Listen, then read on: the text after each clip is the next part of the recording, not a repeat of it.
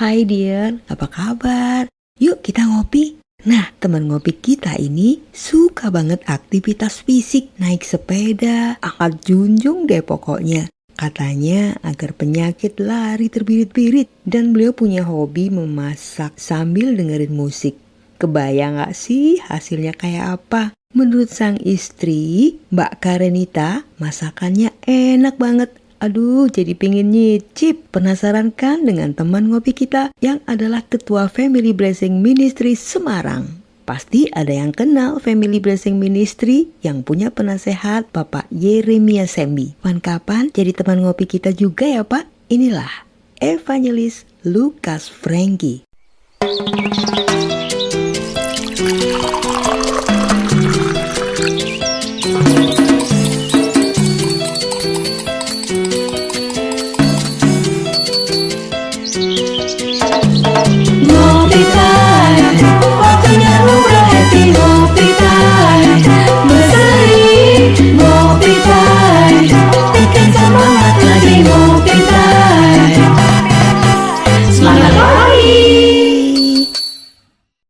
Selamat pagi, ya apapun situasi cuaca, tetap pagi hari ini kita punya teman ngopi yang paling spesial sekali. Aduh, ngopi saya seperti biasa ya, ngopi time, ngopi go green.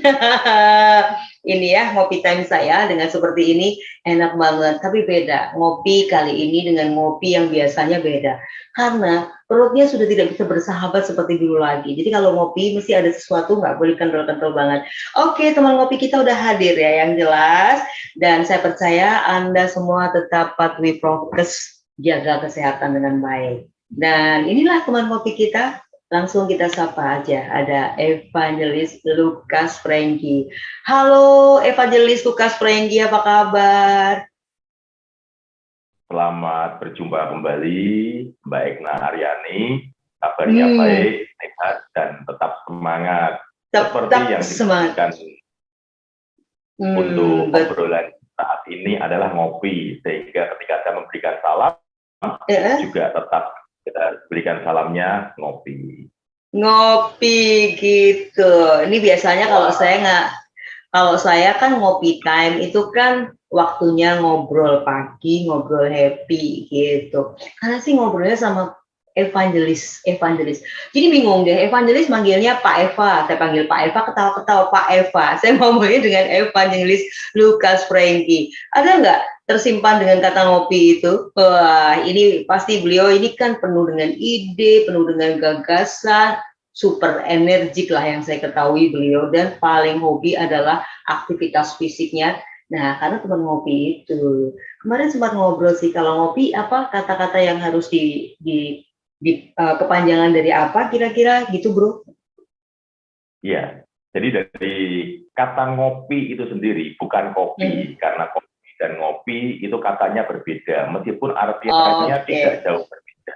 Namun dari kata ngopi, nah itu saya pribadi memberikan sebuah artian adalah ngobrol perkara iman. Oh gitu ya. Oke. Kayak gini deh. Ngobrol perkara iman harus dilanjut. Next kita akan ngobrol dengan beliau, Evangelis Lukas Franky, untuk ngobrol perkara iman. Khusus ya. Jadi kali ini nggak akan ngobrol tentang itu karena saya punya cerita, teman ngopi kita ini spesial banget kita hadirkan, begitu kan, untuk menemani Anda semua. Inilah teman ngopi kita gitu. Setuju nggak bro? Kayaknya nanti kita bikin apa tadi, ngopi ya toh, ngobrol perkara iman gitu. Setuju? Ya, berarti setuju ya. Ntar harus dibikin. Nah, itu dia ngobrol perkara iman. Nantikan episode berikutnya bersama Evangelis Lukas Franky. Oke deh, senang banget ini kalau bisa bersua dengan beliau. Saya ini perlu puasa loh, 40 hari 40 malam untuk bisa ngobrol dengan beliau. Untuk ngomong pertama saya cuma pakai tanda-tanda aja, bro. Ada waktu nggak? Waduh, kayaknya sibuk. Busi gitu, very busi. Karena hobinya jalan-jalan ke desa-desa gitu, tapi ke desa-desa pelayanan, bukan main-main. Tapi itulah kesukaannya, sambil menikmati alam, tapi sambil melayani gitu. Nah, yang paling membuat saya tuh ketawa dan geli, pagi-pagi saya dikirimin foto, ya kan? Dikirim foto, sudah bangun apa belum? naik sepeda berdua sama istri itu sudah sampai di depan rumah, di Gapura pokoknya, tapi nggak masuk, nggak mampir. Aduh, kalau mampir bener-bener saya belum bangun gitu, saya ketawa-ketawa, ini memang nggak punya kerjaan ini orang ya gitu. Tapi sebenarnya di balik itu, itulah antusias yang luar biasa. Bagaimana? Masih goesnya masih berjalan sampai detik hari ini? Iya, untuk olahraga tetap berjalan, meskipun tidak berbicara tentang yang berat, tapi kita melakukan apa yang kita bisa lakukan. Sebab berolahraga itu bukan tolok ukurnya akan beban atau jauh jarak yang kita tempuh, tapi di mana kita menikmati olahraga itu, kita bisa dengan menyukai dan kita itu bisa senang menikmati akan olahraga, supaya ketika kita olahraga tidak mengalami jenuh. Karena banyak orang yang mengalami olahraga, menjalaninya itu, dan mereka akhirnya mengalami yang namanya kejenuhan. Karena mereka seperti halnya monoton, hanya begitu-begitu aja. Benar ya? Mereka justru ketika tidak ada teman untuk partner, untuk mereka jalan bareng, atau mungkin pasangan yang tidak sevisi untuk bisa jalan bareng, olahraga bareng, sehingga mereka harus berolahraga sendiri. Nah, di sini kadang titik kejenuhan itu terjadi. Tapi kalau kita bisa menyukai apa yang kita geluti, yang kita jalani, dan itu beda ceritanya. Akhirnya kita enjoy di dalam setiap aktivitas tersebut. Seperti yang saya geluti. Betul. Di area tempat Mbak Ekta tinggal, di mana tujuan kita hanya satu waktu itu. Kita mencari yang namanya sarapan pagi. Di mana sarapan paginya hanya semangkok soto. Gitu ya. Berarti benar-benar olahraganya serius tuh, bukan kita makan naik sepeda. Kan ini banyak sekali nih fenomena baru nih ya sekarang. Goes, makan sambil goes. Jadi bukan goes, tapi bukan utamanya goes, tapi makan. Jadi goes, makan tapi goes, makan naik sepeda gitu. Jadi tujuannya tetap banyak makannya gitu kan. Nah, kayak gitu. Tetapi ini beda. Karena kalau enggak, kita nggak lihat badannya sekekar itu. Benar nggak? Bisa dibuktikan. Badannya sekekar itu. Otot, kawat, balung, gusi. Gitu. Dan yang jelas, yang sering dikatakan oleh beliau adalah penyakit lari terbirit-birit ya bro. Betul ya? Penyakit lari terbirit-birit karena tubuhnya kuat. Itu dia ya. Tapi ada klubnya ya. Sepeda itu ada klub-klubnya gitu. Apakah Bro Prenggi tergabung, Bro Kasih tergabung ke ya klub-klub sepeda gitu, mungkin seperti itu kan? Jadi sebelum pandemi itu memang kita ada tergabung di dalam satu wadah ya untuk klub sepeda. Tapi sejak pandemi dan di situ kebetulan saya sebagai ketua yang ada di klub tersebut, kemudian saya memberikan sebuah arahan kepada anggota untuk mereka free, bebas. Karena memang kita diberikan batasan sejak pandemi ada. Jadi tidak boleh berkumpul untuk menghindari hal-hal yang tidak diinginkan, terutama penularan. Nah, disitulah saya katakan bebas saja sekarang. Sehingga biar masing-masing, biar mereka bisa bersepeda dengan keluarganya, dengan temannya, saudaranya, tapi tidak lebih dari 4 orang. Agar mereka juga tetap aman ketika bersepeda. Nah, dari situlah akhirnya kita kembali ke individual masing-masing. Nah, dalam artian yang berkeluarga juga akhirnya dengan pasangan atau dengan keluarganya. Iya, Begitupun mereka ketika yang belum berkeluarga tidak mengajak saudara atau temannya. Nah, seperti itu Mbak Ina. Dan itu dijadikan menjadi sebuah kebiasaan yang baik ya. Selain sehat, gitu kan, selain sehat, tapi mengatasi boring, jenuh dan lain sebagainya. Tapi begitu sampai rumah langsung masak ya. Chefnya sudah mulai beraksi ya. Betulkah seperti itu? Karena hobinya masak nih ceritanya ya. Di dalam kita itu bersepeda. Terkadang seperti hanya ketika kita itu menikmati akan tempat spot-spot foto. Dan melalui sepeda ini pula banyak spot foto yang saya ketahui untuk kita jadikan sebuah momen yang diabadikan. Karena dari setiap spot foto itu sangat mengasihkan ternyata. Tapi di dalam spot foto itu pula, seperti satu contoh di dalam kawasan Kampung Batik, itu ada sebuah longgang, buat ornamennya bagus, dicat untuk jalannya, Dan di situ ketika kita pakai untuk foto-foto, tapi tidak saya lupakan, ada seorang ibu yang jualan di depan rumahnya sayur mayur, dan saya pun tetap membeli ketika selesai berfoto. Saya taruh di bagian depan. Sembari pulang, perjalanan ke rumah kita mengayuh, ada sayur, ada kangkung, ada bayam, ada wortel yang kita perlukan untuk asupan nutrisi. Keren ya. Oh, keren-keren banget. Berarti ditaruh di mana tadi sayurnya? Ditaruh di depan atau ditaruh di tas di belakang gitu? Ya, oh, emang udah disediain ya? Oh, ya, emang udah disediain. Tahun yang kemarin, jadi sebelum pandemi tepatnya, itu sempat ada challenge. Itu mengadakan lomba mereka dengan istilah cantelan. Nah, ini bahasa Jawa atau gantungan bahasa Indonesia seperti itu. Dan itu diletakkannya memang di bagian stand. Sehingga mereka dengan cantelan macam-macam. Ada sarapan pagi, ada buah, ada sayur, dan terutama kalau bagi para suami, seringkalinya mereka banyak yang dititipin oleh istrinya ketika istrinya tidak ikut. Dan di situ dititipin kepada suaminya, nanti pulang beli ini ya Pak, nanti pulang beli itu ya Pak, seperti itu. Gitu ya, padahal bawaannya repot loh, ribet karena pakai sepeda kan beda, tapi itulah suatu kebahagiaan. Kadang istri juga perlu pakai begitu, diperhatikan gitu kan ya. Aduh, sampai sekarang yang belum kesampaian adalah saya tuh goes. Ada sepeda tapi belum pernah menggoes gitu kan. Tapi kalau station bicycle ya saya lakukan di rumah, seperti itu lakukan. Tapi nggak pernah sampai di luar, karena sekali lagi olahraga yang bagus itu kalau dilakukan secara konsisten dan tertata bagus ya bro ya.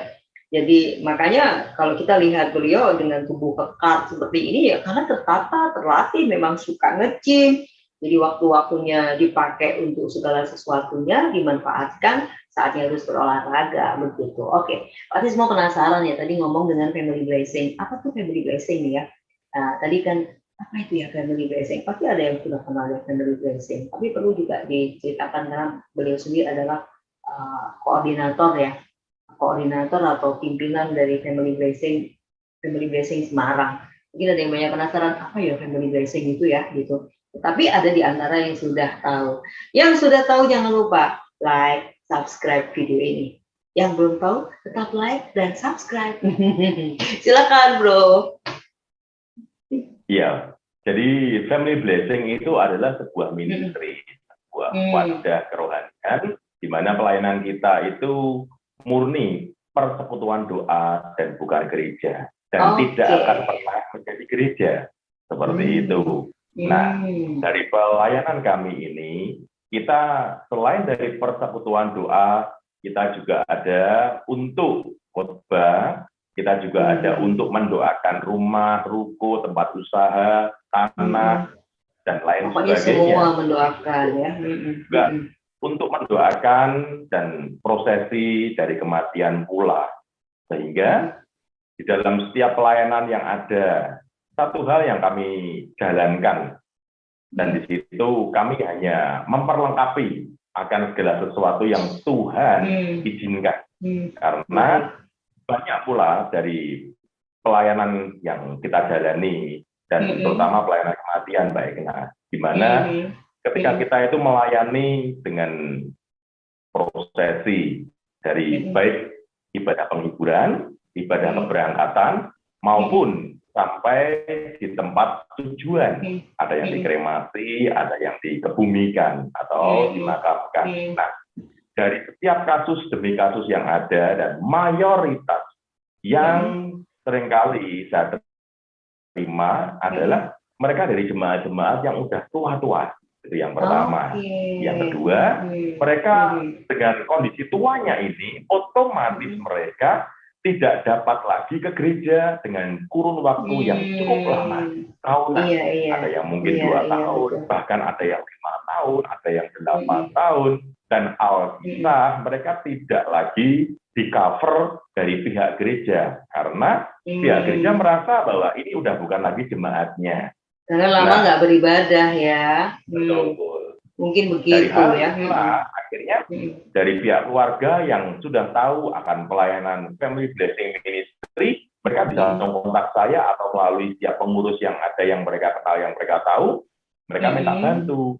Atau kematian yang ada di kota kami, dan di situ pelayanan kami sudah ada di tempat-tempat mereka ini. Jadi istilahnya bahwa di beberapa yayasan kematian ada nama saya, ada kontak kami untuk mereka hubungin ketika memang mereka mendapatkan konsumen di mana tidak di cover gereja, atau yang kedua saya mengatakan jika mereka memang dari keluarga yang tidak mampu dan tidak ada prosesi yang diberikan. Dari situ silakan hubungin kami dan kita akan bantu untuk melayakan mereka dengan prosesi ibadah seperti itu, Mbak.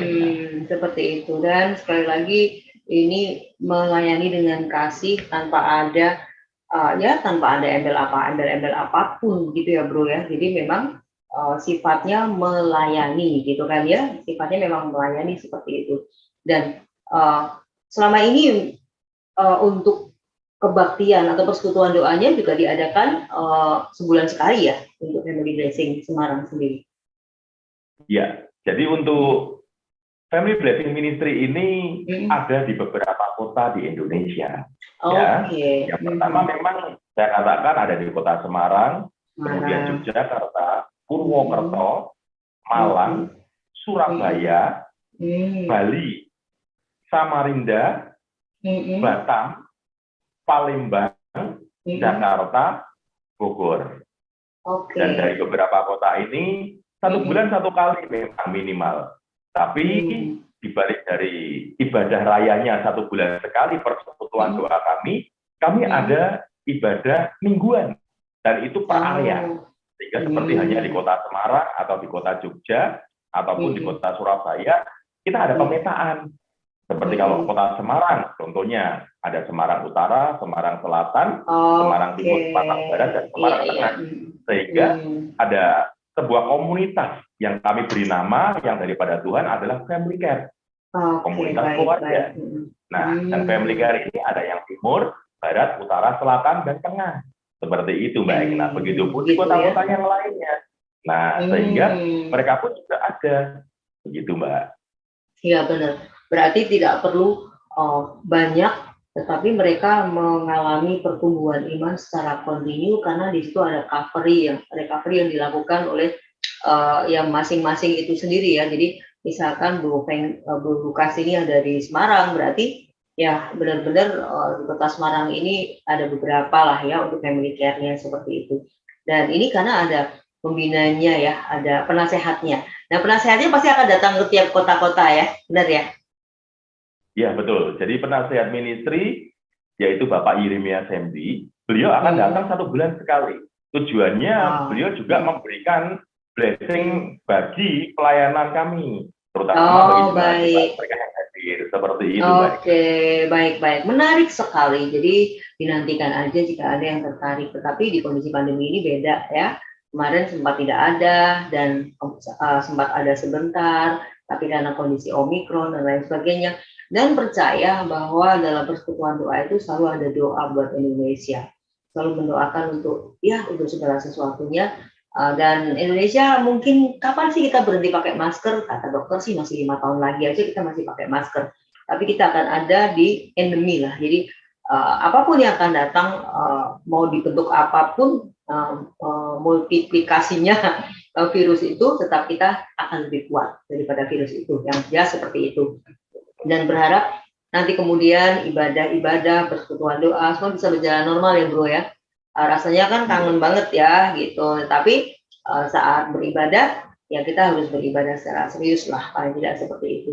Ada di antaranya dulu waktu pandemi, kangen banget ibadah, tapi saat ibadah dibuka yang datang juga sedikit ya. Karena apa? Mereka lebih nyaman dengan online-nya gitu. Nah, pastinya apa nih kopi Anda? Dan Anda udah punya teman kopi kan? Tuh lihat tuh. Teman kopinya apa itu, Bro? Teman kopinya apa itu? Teman kopinya. Ya. Gitu Pada saya kesempatan ini saya teman kopinya ada jabatan karena menu khas. Saya lebih suka itu menu-menu yang simple, yang khas, menu daerah, dan itu merupakan sebuah kenikmatan karena dari ketannya dan itu ketika kita punya, kita makan, rasa gurihnya, kesatannya itu benar-benar istimewa. Dinikmati gitu, itu ternyata wah benar sekali itu menunya jadah ya, betul ya? Dari sini kelihatannya jadah sih. Nah, menunya jadah ini. Saya menunya permen. Tapi saya sedang di-endorse oleh permen. Jadi seolah-olah saya ada temennya ngopi, temennya permen. Karena kok kopinya kok kepahitan ya. Terus kasih biar tidak kepahitan dikasih yang manis-manis gitu. Oke, Bro. Saya melihat ada shofar di situ ya. Ada shofar, betul ya? Itu shofar ya? Iya, benar, Mbak Egna. Oke, nah. Saya pengen tanyain shofar itu.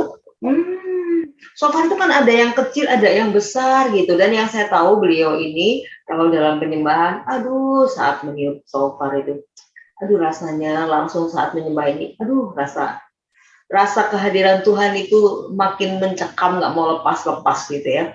Nah memang, tapi itu shofar yang biasa dipakai yang harus ditiup-tiup gitu atau bukan shofar biasa itu? Ya semua shofar sama ya. Baik. Nah, jadi shofar itu memang ada beberapa macam, ya. Namun seperti yang saat ini ada di sebelah saya ini salah satu jenis ram shofar dan ini sebetulnya yang memang dipergunakan di Israel sebagai sangkakala itu sendiri, sehingga ketika ditiup, ya jenisnya yang benar-benar awal atau kita kalau ngomong bahasa kekiniannya yang ori, yang seperti ini. Tapi memang gitu. Ya, ada jenis-jenis item yang lain, ada Eggland, ada Capsbook, dan Yemenite yang panjang. Mungkin Mbak Egna pernah lihat punya saya juga yang melengkung panjang. Iya betul banget. Itu tiupannya juga lumayan kuat ya. Tiupannya juga. Yang jenis tersebut dia bisa sampai 4 nada. Tapi kalau yang ram shofar seperti ini dia hanya 1 nada. Oh, berarti suaranya apa? Fa atau gitu ya? Waduh, ya, tapi benar. Tapi memang juga yang model ram shofar begini, ketika dia yang ukuran 22 inci ke atas, dia bisa sampai 2 nada. Karena saya juga punya yang ukuran 22 inci, dia bisa sampai 2 nada. Namun juga semua kembali kepada peniupnya, di mana dari peniup ini dia ketika mau belajar dan di situ juga ya mereka akan mulai mengasah dan dengan apa yang dia jalani maka mereka akan mendapatkan sesuatu yang berbeda, sesuatu yang lebih. Nah, sehingga tidak hanya dengan satu suara, mereka bisa memainkan dengan suara yang berbeda seperti itu. Iya benar sekali, dan selalu beliau ini meniupkan shofar ya, sangkakala itu karena jenisnya bermacam-macam. Saya pernah ke rumah beliau itu belajar. Wah sampai berbuih berbusa ya. Berbuih berbusa. Untung belum pandemi ya waktu itu. Coba pandemi, aduh pasti deh ya. Dilarang, tidak ada pinjam-pinjam seperti itu. Baik, pasti penasaran banget ya dengan beliau, dan saat ini pelayanan beliau ada di Family Blessing, dan beliau pelayanannya juga kayak terdenominasi, ada beberapa mengundang beliau untuk berbagi khususnya tentang firman Tuhan. Saya ingin tanyakan itu, sebenarnya memang dulu waktu masih kecil memang punya cita-cita besok kalau sudah dewasa saya mau jadi pendeta gitu ya. Memang ada cita-cita seperti itu kan?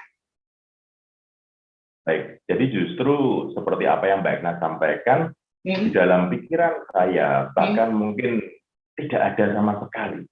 Sehingga dari sejak kecil tidak ada pemikiran tentang untuk menjadi hamba Tuhan, untuk menjadi pelayan Tuhan.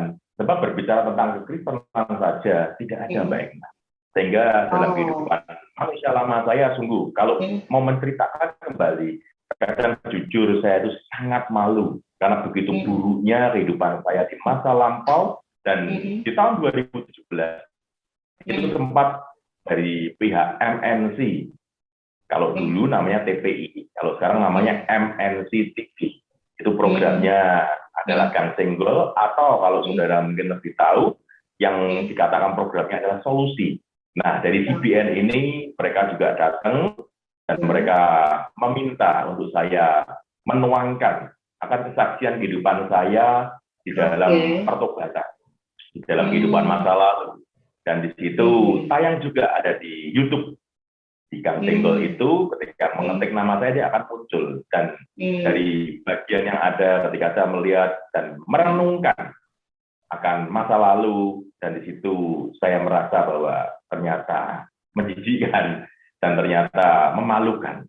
Tapi justru dari masa lalu itulah saya belajar di mana saya tidak akan seperti itu lagi. Karena kita tahu di mana ada terang maka kegelapan itu menyingkir. Begitu Mbak Ina. Oke, tapi titik pertama kali saat ditangkap Tuhan itu tepat melakukan apa itu saat pokoknya ternyata yang di sini lah. Jadi semua orang pasti punya sisi-sisi yang berbeda ya. Ada masa lalu, masa kini, masa depan itu yang saat ini kita rajut gitu. Seperti apa sih saat titik balik pertama kali Tuhan menangkap dan di situ kayaknya nggak bisa apa-apa. Ya memang harus di situ. Iya. Jadi ketika Tuhan tangkap saya, memang masing-masing orang selalu berbeda. Ada Tuhan tangkap orang ketika orang tersebut mengalami sakit penyakit. Dan akhirnya ketika orang tersebut, dia menaikkan nazar, dan ketika Tuhan bukan, dan dia akhirnya bertobat. Atau ketika dia mengalami persoalan, masalah, dan lain sebagainya. Dan salah satunya saya, ketika saya dialamin sebuah ujian dalam kehidupan saya, masalah, di mana kehidupan saya akhirnya harus habis-habisan. Bahasa kita seperti itu. Dan bukan habis beneran, karena masih ada nyawa. Istilahnya kan habis-habisan soalnya ya. Iya betul, karena habis-habisan berbicara tentang materi. Seringkalinya kan kita seperti itu, berbicara tentang jasmani. Nah, sehingga ketika berbicara tentang jasmani dan materi ini, dan benar-benar habis. Dan disitulah ketika Tuhan pangkas, membuat kita mengerti bahwa kita hanya seperti sampah. Dan ketika Tuhan seperti pemulung di dalam hidup saya, yang memungut saya dan menjadikan saya seperti yang Dia mau. Dan disitulah membuat kehidupan saya tahu bahwa dari mana saya diambil, dan disitulah membawa kehidupan saya berjalan menggenapi apa yang Tuhan maukan di dalam hidup ini. Baik. Nah, itu dia ya. Kita tidak bisa lagi berkata tidak atau bagaimana, karena kalau Tuhan mau, dan itu percaya. Setelah itu masih ada proses-proses lagi nggak saat rasa bahwa Tuhan tangkap untuk melakukan sesuatu, belum tentu perjalanan itu pasti akan enak gitu, pasti akan enak gitu. Bagaimana ceritanya? Kan nggak akan selalu mulus ya, pasti akan ada akan ada sesuatu yang kayaknya membuat kurang nyaman, kurang enak, atau dipikir setelah ini saya akan mendapat sesuatu yang menyenangkan. Belum tentu gitu kan ya. Iya, jadi memang di dalam perjalanan tidak langsung mulus adanya, Mbak Eka. Seperti pekerjaan jalan tidak langsung dia tuntas halus mulus. Dia ada proses untuk memberikan aspalnya, memberikan pasir panasnya, dan lapisan berikutnya hingga digilas. Dan di situ bagian demi bagian, tapi semua kembali kepada diri kita. Ketika kita itu mau berubah, kita mau bertobat, niatan kita apa? Ketika kita tahu dengan apa yang Tuhan buat dan lakukan di dalam kehidupan kita, dan kita cukup memahaminya seperti ini. Ketika kita sudah pernah jatuh di kubangan, apakah kita mau kembali masuk ke dalam kubangan yang sama, dan bahkan seringkalinya bisa lebih parah. Nah, disitulah membuat saya semakin hari terus berjuang untuk benar-benar kita itu konsisten. Makanya tadi saya katakan di awal, ketika perjalanan hidup ini, tidak langsung mulus seperti itu Mbak Ina. Karena memang di dalam perjalanan, ya saya juga mau katakan sedikit ya, di mana perjalanan hidup ini tidak ada tantangan, tidak ada rintangan, maka kita bisa memastikan jalan raya itu tidak akan dipenuhi oleh sepeda motor Mbak Ina. Karena akan dipenuhi oleh mobil-mobil mewah. Sehingga macetnya bukan karena motor, tapi karena mobil mewah. Sebab hidup tidak ada tantangan, tidak ada rintangan, semuanya enak. Sehingga semua mudah. Nah, seperti itu Mbak Ina. Itu tidak mungkin ya, tidak mungkin. Tetapi bagaimana kita akan tetap bertahan untuk ada di dalam kehidupan seperti itu. Nah, saat ini memang Bro Lukas bernaung, bukan bernaung ya, memang karena sebagai koordinator, mengoordinir family blessing Semarang. Nah, biasanya kita berpikir orang kerja itu berarti dapat gaji, karena sebagai full time. Ini ceritanya nggak ada full time tuh. Bahkan yang saya tahu persekutuannya sana sini ya persekutuan dikelola masing-masing. Nah, seperti itu gitu kan ya. Nah, banyak orang yang mengatakan begini, wah enak dong pelayanannya tidak perlu support karena yang menyupport adalah istri. Nah, istri bekerja sebagai kepala cabang di sebuah bank gitu kan. Nah, saya suatu hari pernah tanya-tanya, beliau bercerita-cerita, wah besok terus pelayanan kemana gitu kan. Saya pikir, wah enak kalau pelayanan kemana-mana, gampang karena disupport sama istri gitu kan ya, support sama istri. Tapi ternyata tidak loh, saya pernah mendapatkan sebuah cerita yang saya kutip saat beliau berbicara sama istri. Tapi ya dia diceritakan sendiri. Nah, kadang kita berpikir bahwa pelayanan itu, ya pelayanan memang harus dilakukan, harus dikerjakan, meski apalagi kalau Tuhan yang sudah suruh harus dilakukan, Tuhan akan mencukupi gitu kan ya. Jadi bukan berarti kita ikut pelayanan tetapi kita nggak ada hikmatnya. Nah, mungkin bisa cerita ya bahwa pelayanan itu kadang ada motivasi yang berbeda gitu, ada motivasi yang berbeda. Nah, ada orang yang berpikir wah enak, evangelis Lukas Franky ya, dia bisa pelayanan kemana-mana karena didukung sama istri gitu ya, didukung tapi bukan didukung masalah dana dan sebagainya. Mungkin bisa diceritakan hal-hal seperti itu biar memperkuat kita semua. Ketika saya memutuskan untuk melayani Tuhan dengan sepenuh waktu, itu juga dari kesepakatan kami berdua. Segala sesuatunya baik. Kata, karena memang firman Tuhan berkata dalam Matius 18 ayat 19, jika di dunia ini dua orang daripada sepakat. Nah, disitulah ketika kami memutuskan untuk sepakat. Sebab ketika awalnya saya masih belum sepenuh waktu, saya masih sambil bekerja. Dan ketika di dalam pekerjaan itulah dan ternyata yang terjadi tidak seperti yang kita harapkan. Maka istri saya juga berkata, Pak, ini adalah tanda dari Tuhan. Untuk Papa layani Tuhan sepenuh waktu, full time. Dari itu, istri saya juga tahu bahwa ketika kami ada di dalam sebuah ministry, kami bukan di dalam sebuah gereja, tentu kami tidak akan ada yang namanya personal. Iya. Sehingga kita melayani itu harus benar-benar lahir dari hati. Dan disinilah ketika di dalam ministry memang kami tidak ada yang namanya, oh ini gaji pokok setiap bulan begini. No. Nah, sehingga di dalam kita melayani Tuhan, itu memang benar-benar mempersiapkan akan hati kita. Di mana ketika kita melayani, satu hal yang saya tanamkan dalam kehidupan saya, bahwa ketika saya melayani, fokus saya itu hanya Tuhan, bukan manusia. Namun ketika orang ada berkata, tapi kalau tidak dapat duit, orientasinya mereka seringkali duit. Nah, lalu bagaimana untuk membiayai pelayanan, untuk transport dan lain sebagainya? Dan disitulah saya menjelaskan bahwa ketika kita itu hidup di dalam Tuhan, kita sebagai anak Tuhan, sebagai Bapak, apakah Bapak itu akan mengabaikan akan anaknya? Dan saya katakan tidak. Sehingga Bapak akan selalu tanggung jawab pada anaknya. Iya. Dan di situ pertanggungjawaban Bapak dengan anak, memang anak harus marah dengan apa yang Bapak mau. Sehingga di dalam pelayanan saya tidak ada motivasi untuk, terutama salary, untuk keuangan. Karena Mbak Igna Aryani sendiri juga tahu, ketika saya melayani desa di pelosok-pelosok, dan di situ transport saya keluar sendiri. Dan ketika kita melayani, dan tanpa ada PK, dan bagi saya itu bukan menjadi persoalan. Tetap saya layani. Karena ketika saya bisa melayani segala sesuatu yang saya lakukan buat Tuhan, Mbak Igna. Bukan buat manusia.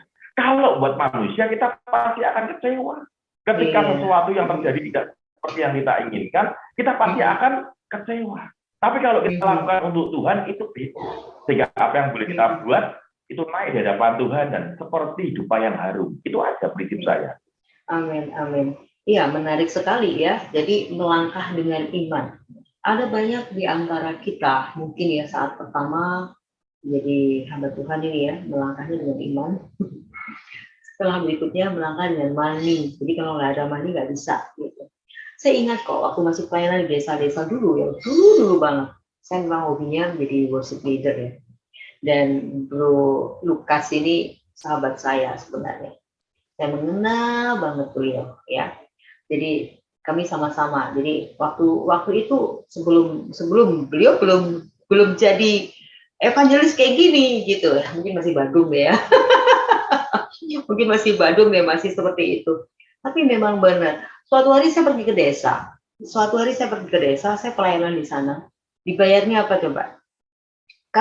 Sebenarnya kami nggak butuh bayaran karena kami komitmen, ayo pelayanan, kita sama-sama melayani pujian, melayani penyembahan, terus ada yang support hamba Tuhan yang pengkhotbah dan lain sebagainya gitu. Kami itu nggak tega waktu persembahan dikasih kita, aduh nggak tega banget, karena tahu banget persembahan yang dikasihkan keliling nggak tahu, kita terima kasih, kita kembalikan lagi untuk gereja. Tapi apa yang terjadi pulang? Mobil kami sampai miring-miring. Isinya apa? Kacang panjang, jipang, ya kan? Ubi dan lain sebagainya. Terus ada seorang ibu-ibu yang saya tanya, aduh Mbak Eka terima kasih ya ada pelayanan di sini. Tapi di sini sering ya ada hamba Tuhan. Aduh nggak ada hamba Tuhan yang kesini kalau tidak terbeban. Karena hamba Tuhan itu melangkah pertama dengan iman, begitu sudah ke kota melangkahnya dengan money, katanya begitu. Itu saya ingat-ingat terus. Sejak itu ada termotivasi, iya benar.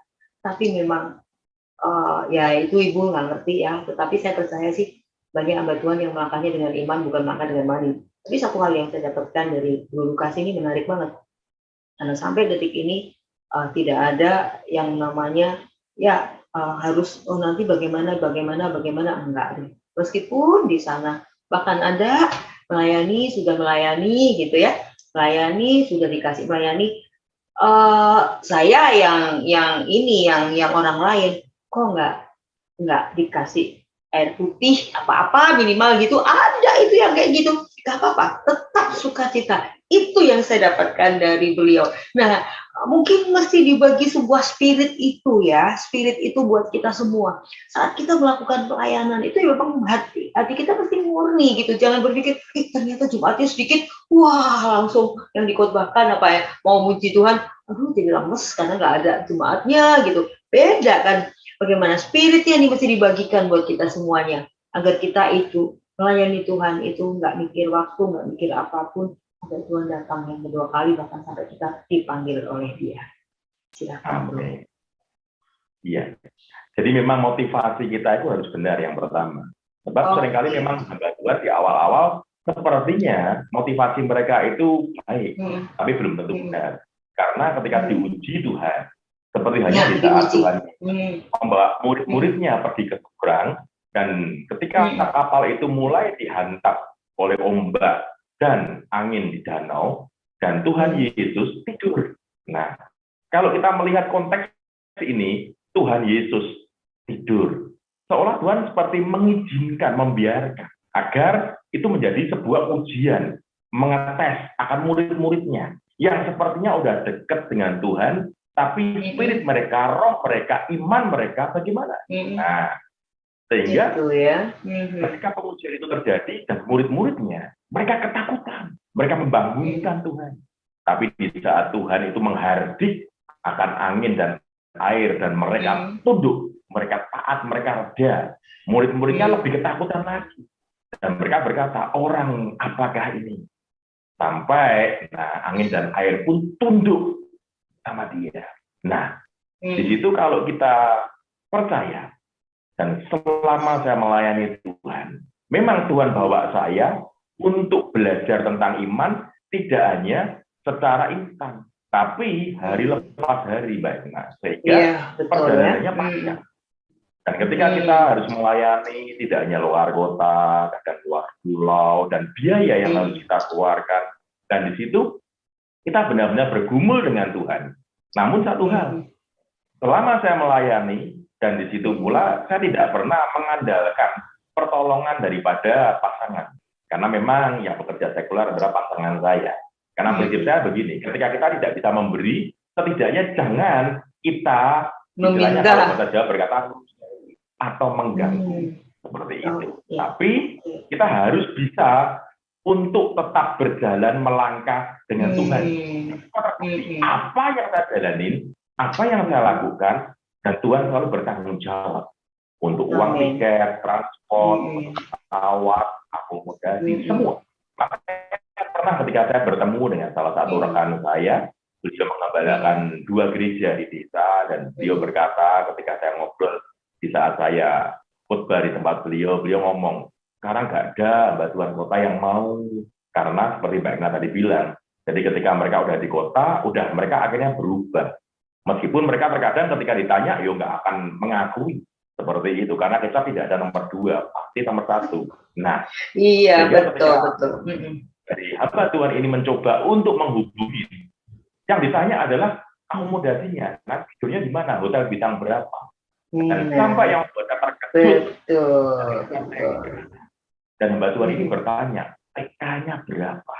Saya terkejut, saya sontak, kok seperti itu? Ya udah kayak gini gak usah dipanggil.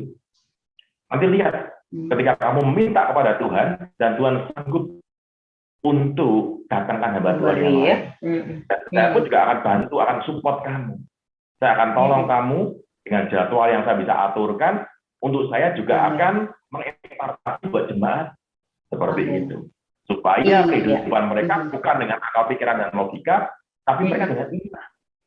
Karena kalau seringkali kita mengandalkan pikiran dan logika kita seperti berjalan di depan Tuhan.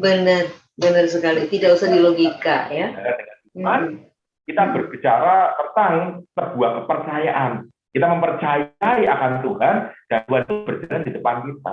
Kalau Tuhan berjalan di depan kita ada di belakang Tuhan, pasti kita aman. Amin.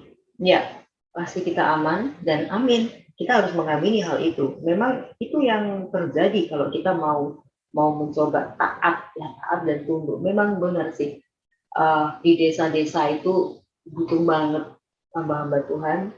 Dan dulu waktu saya pelayanannya ingat sekali, karena mobil aja nggak bisa masuk. Mobil itu parkirnya jauh banget. Kita bawa kajon, bawa apa aja, angkat jinjing kayak gitu kan ya. Nah, tapi disitulah saya merasakan sebuah kebahagiaan, kelengkapan saat Tuhan izinkan dalam melayani, gitu kan ya. Tapi Tuhan menyediakan, dan rasanya kita keluar. Kondisi desa yang terkadang memprihatinkan, mereka yang jauh dari kota, ketika jemaatnya banyak yang tua-tua, dan dari situ kita melihat perjuangan dari gembala sidangnya di saat ada jemaat yang meninggal, dan sampai yang saya ketahui membuatkan peti mati karena untuk beli udah jauh sekali lokasinya dari kota, dan itu pasti mahal. Dan di situ dibuatkan sampai dengan kayu seadanya, kayu meja, kayu apa dipakai dibuat, dan itu gembalanya yang mengerjakan. Nah, sehingga dari jemaat saya pun yang ada di Semarang, dari persekutuan kami, dan di saat mereka terutama yang saya katakan, bukan saya berkata tentang rasis ya, dari mereka yang orang-orang Tionghoa, mereka berkata, Pak, kalau memang dari pelayanan Bapak gembala di desa-desa itu mereka yang membutuhkan untuk peti mati, kami akan support. Nah, dan di situ ini udah beberapa tahun kita jalan, sekitar 5-6 tahunan Mbak Ina. Udah atur peti mati. Ini yang udah tertutup, dibungkus dengan kain satin putih, terus dibungkus lagi dengan plastik, dan kemudian diberikan untuk salib atau patoknya. Nah, nanti tinggal beliaunya memberikan tulisan di patok tersebut untuk nama, terus tanggal lahirnya, kemudian tanggal berpulangnya, seperti itu. Dan dari mereka yang ada di desa ini, jemaat saya pun tidak pernah semua persembahan lewat ke saya, enggak, langsung. Mereka gerejanya mana, dari jemaat saya ini sendiri langsung memesankan ke tempat peti mati tersebut dijual. Dari peti mati itu sampai ini luar biasanya, kadang kalau bercerita hal seperti ini, di mana yang jual itu juga bukan dari orang Nasrani. Namun ketika mereka tahu, ternyata ketika kami ini memberikan untuk orang lain, mereka pun akhirnya sampai ngomong, untuk biaya kirimnya kita kasih free, Pak. Free. Padahal jarak di desa-desa yang kita kirim terkadang tidak dekat. Jauh ya, jauh banget. Mereka pun juga mau berkasih, padahal mereka bukan orang Nasrani. Tapi apapun agama yang dianut, selama mereka menganut dengan benar, saya percaya kok bahwa tidak akan ada orang yang miskin karena memberi, tapi banyak justru orang yang tidak memberi. Justru mereka itu sebetulnya miskin hati. Iya, betul. Iya, benar sekali. Inilah yang disebut dengan arti melayani. Melayani itu yang melayani, begitu. Jadi jangan keliru saat kita melayani justru minta dilayani. Tapi yang saya ketahui dari Family Blessing ini, melayani, yang melayani, bahkan ada yang memberi. Jadi ini ada sebuah kegerakan yang cukup berbeda ya, yang membuat kita semua tahu bahwa memberi itu memang membawa sebuah kebahagiaan sih menurut saya ya. Apalagi kita memberi yang tepat. Memberi kok peti mati gitu kan ya. Tapi bener tuh, saya nggak sengaja saya diundang di sebuah gereja itu, di sebuah gereja untuk ada acara seperti biasa. Saya jadi worship leader untuk pimpin acara gitu. Di atas gereja itu, bukan gereja, di rumahnya tuh ada peti mati di atas. Itu peti mati ya? Iya, itu peti mati. Jadi nanti kalau jemaat ada tinggal ngambil. Di atas persis gitu, udah disiapkan tempatnya. Saya tanya, itu peti matinya dari mana? Kok bisa ditaruh gitu? Ya, ini kami sediakan disupport oleh Family Blessing. Keren ya, seperti itu. Nah, berharap jemaat atau yang sudah tergabung di Family Blessing ini memang bukan gereja, tetapi bisa memberikan manfaat kepada jemaat yang hadir untuk memberikan kekuatan, paling tidak begitu ya, kekuatan, apalagi di kondisi saat ini, di kondisi pandemi seperti ini. Nah, ada cerita nggak kira-kira di pandemi ini yang bisa dibagikan buat kita semua, Bro? Jadi cerita pandemi ini sebenarnya banyak hal unik ya, dan memang banyak sekali kejadian yang membuat kita ngilu, kita sakit. Tapi di balik ini ada berkat Tuhan itu yang benar-benar nggak bisa dibendung secara luar biasa. Ada nggak yang bisa dibagikan secara spektakuler dari buat kita gitu? Iya, jadi di dalam masa pandemi ini memang dimana merupakan sebuah masa yang kalau kita mau mengerti juga menegur dalam kehidupan setiap kita. Karena masa pandemi ini membatasi banyak hal. Yang tadinya kita bisa beraktivitas, kita mulai dibatasi, yang tadinya kita bisa beribadah onsite, kita dibatasi harus online. Begitupun dengan hal-hal yang lain, mereka yang bisnis pun juga mereka yang tidak kuat betul, mereka bisa kolaps, mereka yang usaha pun mereka juga buntang, sehingga banyak hal yang terjadi dalam kondisi pandemi ini. Tapi kita melihat di mana kehidupan anak-anak Tuhan di masa pandemi ini pun mereka tidak mengalami yang namanya surut. Tetap mereka naik dan bahkan berlebih. Itu yang saya akui luar biasa. Begitupun dalam kehidupan saya pribadi. Makanya sebagai hamba Tuhan saya mau katakan, selama kita itu hidup benar dan seperti visi di dalam pelayanan kami, ministry kami diberkati dalam kekudusan. Dan di situ kita percaya, selama kita itu hidup benar, kita hidup kudus, pasti kok berkat Tuhan tidak akan pernah berlalu. Kita berkati, tidak bisa kita atur dengan otak kita, tidak bisa kita atur dengan pikiran dan logika kita, dengan kemauan kita.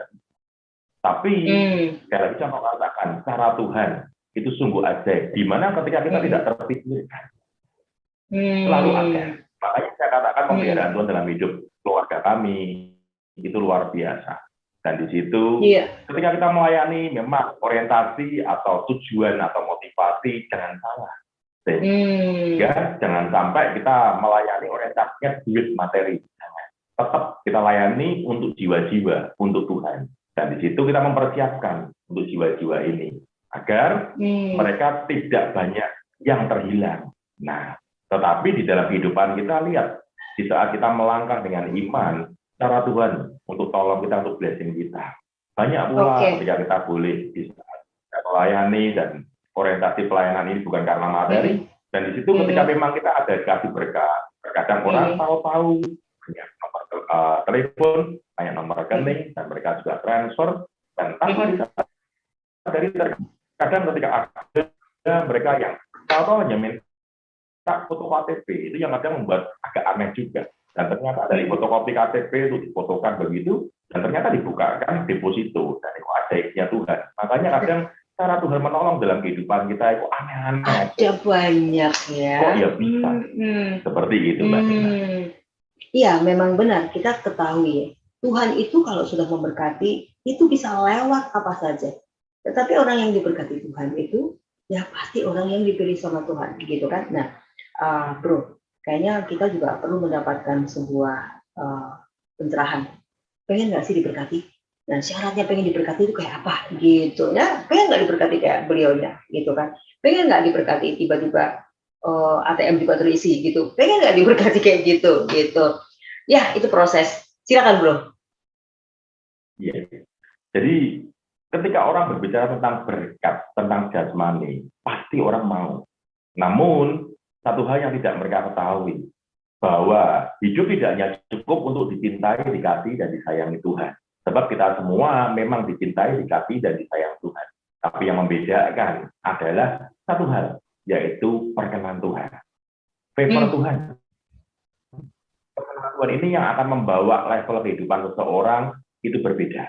Ada yang naik, ada yang turun. Ada yang maju, ada yang tidak. Sehingga dengan perkenan inilah kita boleh mengejar. Dengan apa? Dengan apa yang bisa kita kerjakan. Sehingga Tuhan seringkali tidak pernah membawa kehidupan kita bukan dengan apa yang tidak bisa kita lakukan. Justru yang kita bisa lakukan. Makanya seperti hanya di saat saya memberikan sebuah tips tentang kesuksesan ya. Dan di situ saya hanya berikan tentang satu hal yang rohani.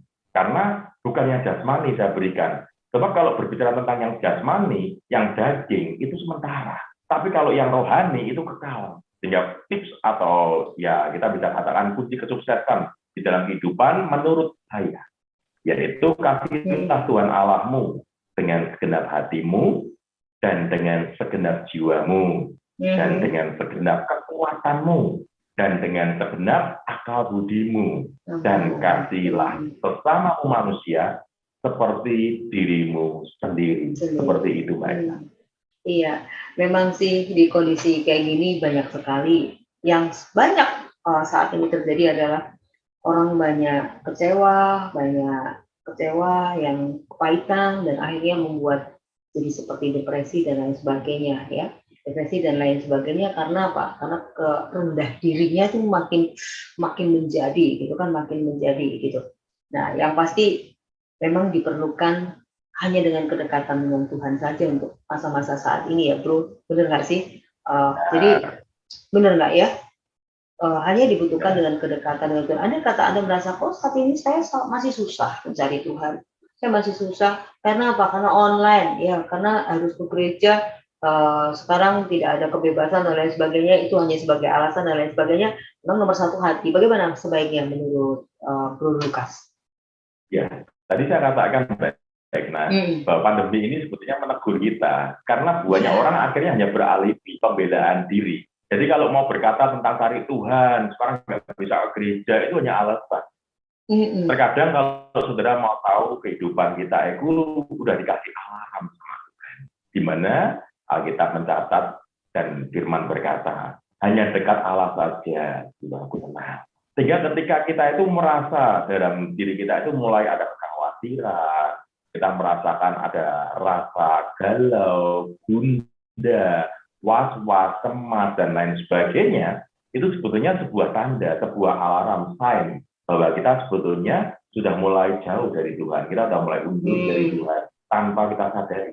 Tapi kalau kita dekat dengan Tuhan, pasti kok jaminannya, bahwa hanya dekat Allah saja, jiwaku tenang. Dan itu jelas. Sehingga membuat kita ketika mulai jauh dari Tuhan, alarm itu akan muncul. Nah, seperti itu, Mbak. Iya benar. Jadi itu tidak ada pilihan lain ya di kondisi saat ini. Harus ada sebuah kekuatan yang harus dengan paksa kita beri di jiwa kita, paling tidak begitu ya. Paling tidak seperti itu. Oke. Mungkin saat ini ada di antara kita yang pengen melayani. Aku pengen melayani gitu. Pengen melayani. Nah, tapi arti melayani di sini agak berbeda. Melayaninya apa? Nah, misalkan aku tidak bisa melayani, ya melayaninya melalui. Jadi mereka berpikir bahwa pelayanan itu berarti pelayanan di gereja, gitu kan ya. Nah, sebenarnya kita semua sudah melayani. Nah, ini perlu ada sebuah pengertian yang agar membuat kita tuh mengerti. Jadi kayaknya kalau kita belum melayani, kita belum lengkap, gitu kan ya. Kita belum lengkap, belum bisa melakukan apa-apa. Jadi kayak tertuduh, Tuhan, saya masih hina apa-apa. Tuhan, saya kok belum bisa apa-apa, gitu. Bahkan kalau melayani berpikir dengan uang itu sudah melayani. Seperti apa kira-kira? Bro Lukas? Jadi untuk sebuah arti melayani itu tidak berbicara tentang mimbar. Karena seperti hanya sebuah pisau yang tajam atau benda yang tajam, tidak selalu itu menjadi sebuah alat yang multifungsi, semua bisa. Sehingga kita pun melayani Tuhan tidak kemudian seperti saya, oh harus bisa song leader, oh harus bisa singer, oh harus bisa untuk memainkan musik, oh harus bisa ini, harus bisa itu. Tidak. Seperti hanya kapak yang tajam, tapi tidak bisa untuk memotong rambut. Seperti hanya silet itu tajam, tapi tidak bisa untuk menebang pohon. Masing-masing punya bagian, masing-masing punya porsi. Di dalam melayani Tuhan pun sama. Jangan memaksakan akan kemauan kita di hadapan Tuhan. Ujungnya kita akan kecewa. Karena Tuhan itu yang berdaulat dalam hidup. Kita mau ngotot, kalau Tuhan tidak, mau apa? Sebab kita lihat dalam perjanjian lama pun, ketika Tuhan murka, dihabiskan sungguh. Dibunuh sungguh. Sepertinya mungkin kita berkata, Tuhan kok kejam. Loh, dia yang mencipta kok. Ya terserah dia mau buat apa. Sehingga ketika kita mau berkata salah, Tuhan berkata benar, mau omong apa. Seperti penjahat yang disalib bersama Tuhan Yesus. Mungkin orang berkata, loh, kok enaknya dia bisa langsung masuk surga. Lah Tuhan Yesus siapa? Sehingga ketika Tuhan Yesus berkata pada salah satu penjahat itu, yang percaya. Tapi yang nggak percaya nasibnya ya udah. Langsung burung gagak turun, dicocok kedua matanya, mati. Tapi yang percaya, dan di situ dia berkata, Guru, jika hari ini kau ada di Firdaus, ingatlah akan aku.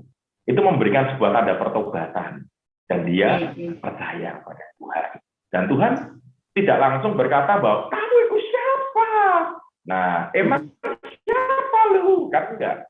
Tapi Tuhan berkata, pada hari ini juga, engkau akan ada bersama aku di Firdaus. Amin. Sebab dia Allah yang tidak hanya sekedar punya kuasa, tapi dia maha kuasa. Sehingga kalau Tuhan itu maha kuasa, dia punya hak. Kalau kita siapa? Seperti itu, baiklah. Oke, masih ada 2 pertanyaan yang akan saya luncurkan buat beliaunya ini ya. Pertanyaan yang pertama, wah ini agak sedikit deg-degan ini pasti. Iya, mungkin setiap orang mengartikan sukses itu berbeda. Jadi menurut Bro Lukas sendiri, arti sukses itu seperti apa ya? Arti sukses itu seperti apa? Ya, tadi saya sudah katakan tips kesuksesan. Sehingga arti sukses bagi saya itu ketika kita bisa mengasihi Tuhan. Itu yang pertama. Karena sukar orang itu bisa mengasihi Tuhan. Sepertinya ketika berkata, ya aku mengasihi Tuhan, aku sayang sama Tuhan. Tapi di dalam kehidupan mereka, akhirnya ada rasa khawatir, ada rasa bimbang. Nah, itu sebetulnya mereka nggak mengasihi Tuhan. Kalau mereka mengasihi Tuhan, mereka itu tidak hanya sekedar belief, tapi trust. Nah, mereka benar-benar percaya. Sehingga ketika mereka mempercayai Tuhan, dan mereka tidak akan mudah goyah, mereka tidak akan mudah lemah. Karena mereka tahu ada Tuhan. Sekalipun mereka seorang diri. Jadi ketika mereka alone, bukan berarti mereka lonely. Mereka sendiri bukan mereka kesepian, enggak. Karena tetap ada Tuhan. Makanya tadi saya katakan bahwa menjadi istilahnya tip kesuksesan, kasih Tuhan Allah. Yang pertama dengan segenap hati, karena memang hati dulu, bukan pikiran, bukan logika, bukan badan. Kenapa hati? Karena firman Tuhan mengatakan, jaga hatimu dari segala kewaspadaan, karena dari situ terpancar kehidupan. Sehingga kehidupan itu sentralnya dari hati dulu. Makanya ketika kasih Tuhan Allahmu dengan segenap hati. Nah, baru yang kedua dengan segenap jiwa, ya soul, dan dengan segenap kekuatan. Nah, karena tanpa kekuatan kita cuma setengah hati nggak bisa. Dan kemudian dengan segenap akal budi baru. Nah, yang paling akhir akal budi. Nah, baru yang berikutnya, dan kasihlah sesamamu manusia seperti dirimu sendiri. Sehingga dua bagian ini, Tuhan dan manusia, vertikal dan horizontal. Horizontal berimbang ya. Seperti itu, ya, baiklah. Itu berimbang. Jadi memang masing-masing orang mengartikan sukses itu berbeda. Seperti yang disampaikan oleh beliau kali ini ya. Nah, tapi itu cukup menohok buat kita, cukup menuki dong buat kita ya. Ya, satu pertanyaan terakhir lagi, kan tadi bahwa mengasihi Tuhan. mengasihi Tuhan, lalu mengasihi sesama kita. Mengasihi sesama kita. Saya, Evangelis Lukas Franky, Anda itu memiliki waktu yang sama, 24 jam. 8 jamnya buat tidur, 8 jamnya buat bekerja. Deh, masing-masing apa yang pekerjaan apa yang diberikan oleh Tuhan dan apa tanggung jawab yang dikasih Tuhan. 8 jam lagi buat berelasi, ya kan? Nah, seperti apa seorang Evangelis Lukas Franky membagi waktu, ya kan? Membagi waktu dan menempatkan prioritas. Kita pasti kepo ya, pengen tahu kan? Memang beliau berdua aja sama istri juga bekerja ya. Jemaatnya tuh banyak, gitu kan? Anak rohaninya banyak. Masih menjabat jadi Pak RT atau Pak RW ya? Ya, kebetulan masih Mbak Egna. Pas di tanggal 13 kemarin Februari itu ada pemilihan RT yang baru dan alhasil kepilih lagi, sehingga ini saya udah periode ketiga. Maka pertanyaan saya tepat sekali untuk mengakhiri di perbincangan kita. Bagaimana tipsnya membagi waktu, ya kan? Tetapi tetap arti sukses tadi nggak berlari loh dari kita. Silakan bro. Iya.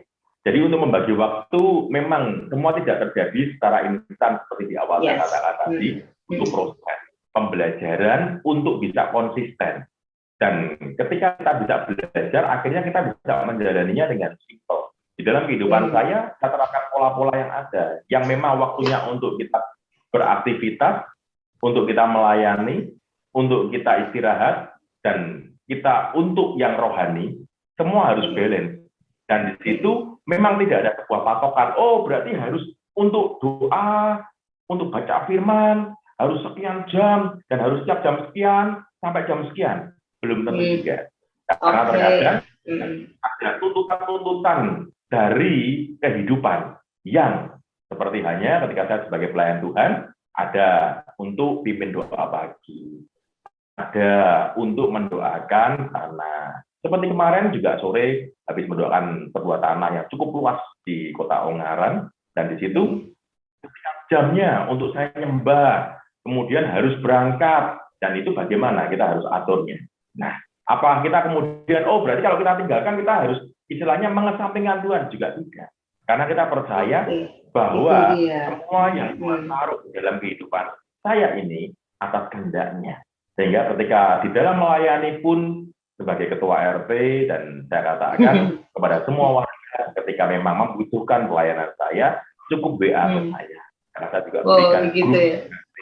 Jadi mereka ketika membutuhkan, Pak RT mau minta surat untuk ini, untuk surat pindah, untuk mau buat KTP, untuk mau buat SKCK, dan dari situ WA. Nanti saya akan buatkan suratnya dan saya akan antarkan ke rumahnya. Wah, kekinian banget. Kekinian banget ya. Kadang ada RT-RT yang mau seperti itu. Tetap datang ke rumah RT-nya, tungguin. Kalau nggak ada RT-nya ya harus balik lagi. Kalau saya nggak mau begitu. Saya membuat semuanya itu biar lebih simpel. Karena kita juga punya Tuhan yang simpel. Tapi kan kenal warganya ya. Dan kenal warganya juga gitu. Tapi keren banget. Nah inilah yang kebetulan yang dipilih RT adalah seorang evangelis, tanda petik, hamba Tuhan. Dia melayani seperti ini. Oke. Banyak menginspirasi di teman ngopi kita kali ini benar-benar menginspirasi kita semua. Berharap kita semua punya semangat sehingga kita punya passion yang lebih meletup sehingga hidup ini menjadi lebih hidup gitu kan ya. Oke, pesan semangatnya dong buat kita semua. Kita kayaknya mesti dikasih pesan semangat di pagi hari ini, pesan semangat pagi gitu. Silakan. Ya, pesan semangatnya satu hal aja, hidup hanya satu kali. Pilihlah menjadi yang penuh arti. Hidup hanya satu kali, pilihlah menjadi yang penuh arti. Tapi benar loh ya, hidup satu kali. Kalau Anda setelah itu Anda dipanggil Tuhan hidup lagi, itu keperkecualian. Itu pasti akan berbeda itu. Oke, baik. Thank you banget buat kebersamaan Anda, teman ngopi kita, luar biasa banget. Kita akan ketemu lagi dengan teman ngopi kita di episode yang akan datang. Thank you banget. Sampai jumpa. Salam.